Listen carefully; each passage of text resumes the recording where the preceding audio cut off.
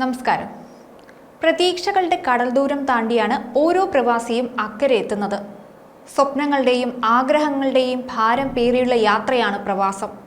ഇന്ത്യയിൽ നിന്ന് ജോലി തേടി പോകുന്ന പ്രവാസികൾ ഏറ്റവും കൂടുതൽ തിരഞ്ഞെടുക്കുന്ന രാജ്യങ്ങളിലൊന്ന് UAE ആണ്. ഗൾഫ് രാജ്യങ്ങളിൽ ആകെ ജീവിക്കുന്ന പ്രവാസികളുടെ എണ്ണം 90 ലക്ഷം കടന്നിട്ടുണ്ട്. ഇവിടങ്ങളിൽ വ്യത്യസ്തമായ മേഖലകളിൽ ഇന്ത്യക്കാർ ജോലി ചെയ്തു വരുന്നുണ്ട്.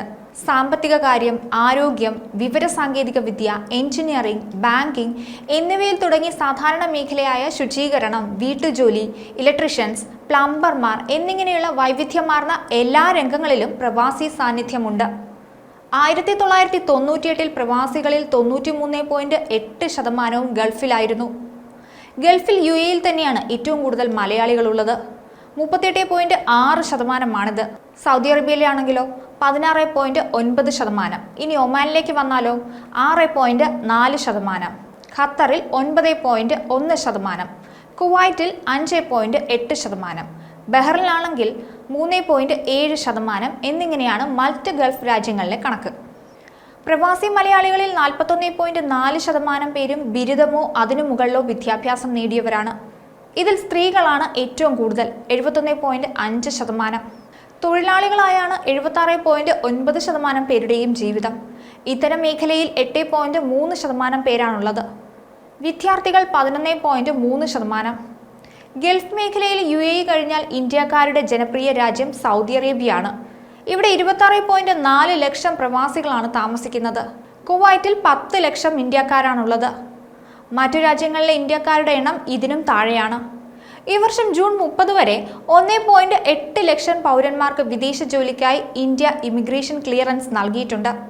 യൂണിയൻ രൂപീകരണത്തിന്റെ 53ാമത് ദിനാഘോഷമായ ഈദ് അൽ ഇത്തിഹാദിന്റെ നിറവിലാണ് UAE. സ്വദേശികളും പ്രവാസികളും ഉൾപ്പെടെ ദേശീയ ദിനാഘോഷത്തിന്റെ ആവേശത്തിലായിരുന്നു ഇന്നലെ മുതൽ.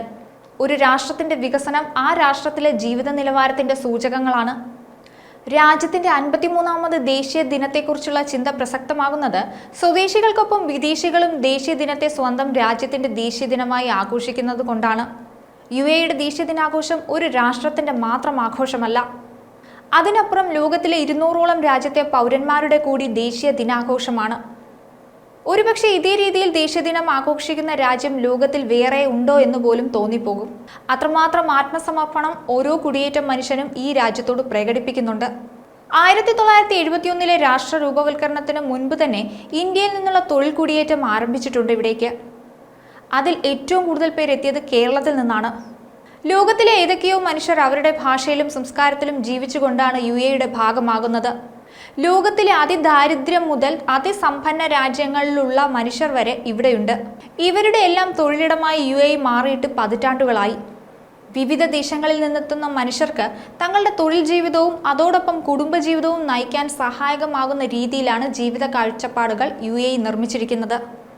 അതിലേറ്റവും പ്രധാനപ്പെട്ടത് പുതിയ തലമുറയെ ഉൾക്കൊള്ളാൻ കഴിയുന്ന വിധത്തിൽ വിദ്യാഭ്യാസ, ആരോഗ്യ, വൈജ്ഞാനിക, സാങ്കേതിക മേഖലയിലുള്ള ചുവടുവെപ്പാണ്. ഒരു കാലത്ത് ഒട്ടകങ്ങളിലൂടെ യാത്ര ചെയ്ത ഒരു സമൂഹം ഇന്ന് എയർ ടാക്സി സംവിധാനത്തിലൂടെയും ഡ്രൈവർ ഇല്ലാത്ത മെട്രോ സംവിധാനത്തിലൂടെയും നവസാങ്കേതിക വൈജ്ഞാനത്തിന്റെ അതിരുകളില്ലാത്ത ഇടങ്ങളിലേക്ക് അനുദിനം വളർന്നുകൊണ്ടിരിക്കുകയാണ്. മറ്റൊരു വീഡിയോയുമായി വീണ്ടും കാണാം. ന്യൂസ് ഡെസ്ക് ഇന്നാടും മലയാളം.